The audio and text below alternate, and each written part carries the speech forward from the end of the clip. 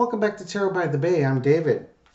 Interesting story popped up in my community page, and I was seeing it in the news today as well, about a plan that was drafted in Trump's first term, but not enacted, which would put the EPA and the FCC under control of the president.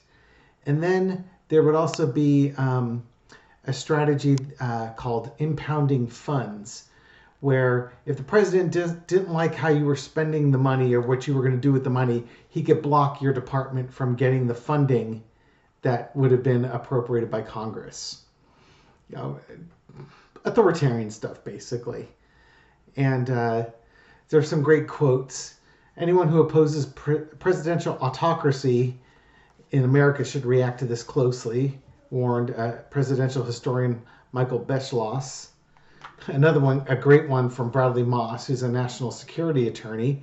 The conservatives who are pushing this should imagine for 1 second the panic they would express if Biden did it. I mean, that pretty much says it right there, you know.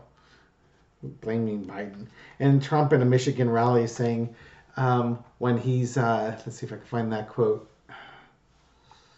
because it's just amazing.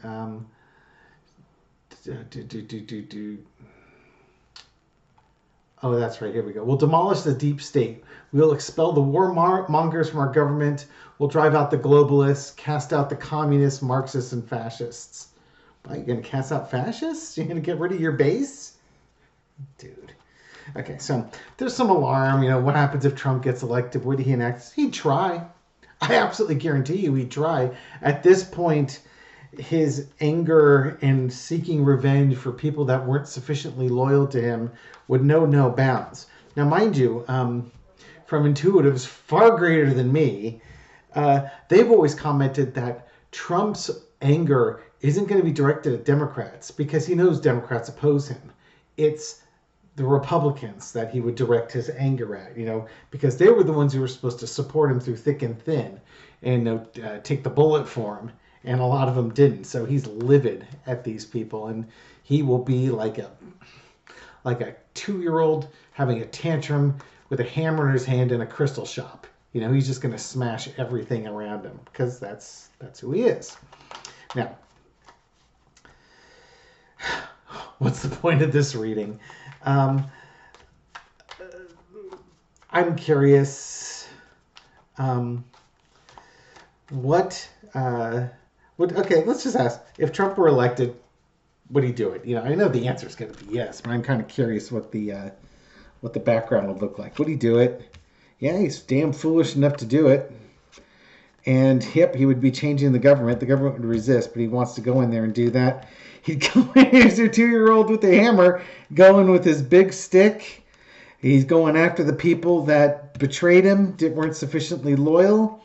He's upset that they didn't do that, and he's going to knock down a lot of people in the process. And that's going to be, and he's going to frame it like he's recreating this great government by destroying all the people who supported him. And then, of course, everybody would be happy and celebrate and cheer because he's such a strong, effective leader. And then he would grift.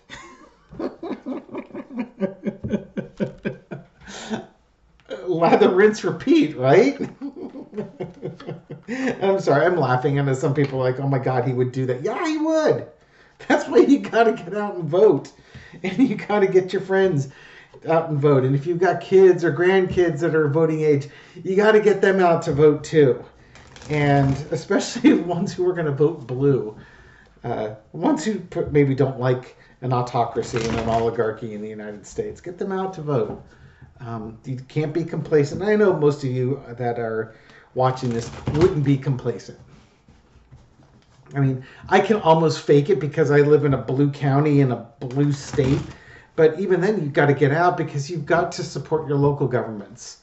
If you want progressive change, you need to vote progressives in to your school boards, to your city councils, to your local elections, so that when it comes time to vote for your state legislatures, you've got support for those progressive candidates at the state legislatures.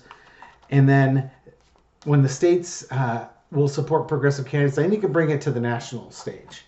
But you got to start. You got to start at home. You got to start with the schools. Think about it. This is why the Moms of Liberty do this. Moms of Liberty are targeting school boards and stuff like that because they know the way to power is starting at the grassroots level, at the base level, and making those changes there, and forcing the political parties to support your candidates that you want. And those are fascists in this case, and we don't want fascists. So that's why you got to push back on stuff like that. There's the Hierophant again. Yep, it keeps them out of the government. Okay, so will the Democrats do any messaging against her? Or more to the point, how will this news story impact voters, specifically non-MAGA voters? Don't need to worry about the Democrats because we know they're not voting for him. We don't need to worry about MAGA people because we know they are voting for him. But what about, normal Republicans, so-called RINOs in today's vernacular, or moderates, or independents, or people who haven't made up their mind? How are they going to react to it? King of Cups, they're going to look at Biden and how calm and rational he is versus the devil. Okay, you know what? Thank you, Spirit. You've made it very easy on me here. And any questions as to which one of these cards is Joe Biden and which one's Donald Trump? Right down to the color. Okay, you got a choice. In the past, you've got the planning, the promises of a different, kinder United States after Biden got elected. And he had a plan. He started enacting it. And now, 2024 is coming up. And you have a choice. Which way do you want to go? Do you want to continue down the path Biden's leading? Or do you want to go back to the path that Trump is espousing? You got to prepare for your journey. And you have to get ready for it. Now, because the election's coming whether you like it or not. And you're going to have to make a choice. And funny, this is going to fall under that traditional line. There's two of them, actually. The first one is, are you better off now than you were 4 years ago? And it's the economy, stupid. Sorry, I was blanking on my second one there. Yeah, people are going to vote with their wallets. They're going to look and see, how's the economy doing? Are they better off now than they were 4 years ago? Plus the promise of what's to come. I'm sure Biden's going to talk about trying to get the blue sweep in there so they can make sweeping changes so women can get body autonomy rights back. The pentacles can also be health. Trans people can get their rights and their power back. There's so much here of value that needs to be, people have to think about. They have to vote their own self-interests. And then the outcome is the Knight of Cups. Going forward and, making that connection with people. And I think this is the politicians, the Democrats, making that connection, saying, we are going to do better. We are going to do right by you on this. And it's going to be an ending. And I don't think it's going to be an ending to Biden. I think this is going to be an ending to Trump. And it's going to be an ending to MAGA. I think, again, once MAGA equals Trump in this case. I know there were some stories, or somebody was talking about J.D. Vance being the heir apparent to Donald Trump. And he probably would be, because I agree, I've never seen J.D. Vance attack Trump. He, kind of lies low and lets everybody else, do their thing. And basically when all the bodies are done, if Trump's still standing, then again, maybe J.D. Vance becomes Trump's VP. And if Trump is gone, J.D. Vance can try and take Trump's place and then, fundraise, grift, do all the things that Trump does, except now he'll be getting the money. But even then, J.D. Vance will never be Trump because he's not Donald Trump. Plain and simple. There's some people in that cult of personality that only like that personality. They worship that idol, and that idol looks like Donald Trump. So, take-home message, get out and vote. Do not be afraid. Do not live in fear. This is not going to happen. Donald Trump does not unite people. He tears people apart. He breaks them down into smaller and smaller groups, and his support has gotten smaller and smaller with every passing day.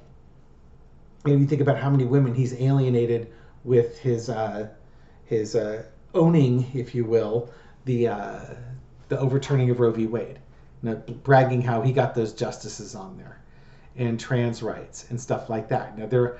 Every time he does something like this or backs something like this, it erodes his power. Yeah, he's going to have a vocal 20%, 25% of people who'll go to the mat for him and take a bullet for him, and Lord knows what they'll do.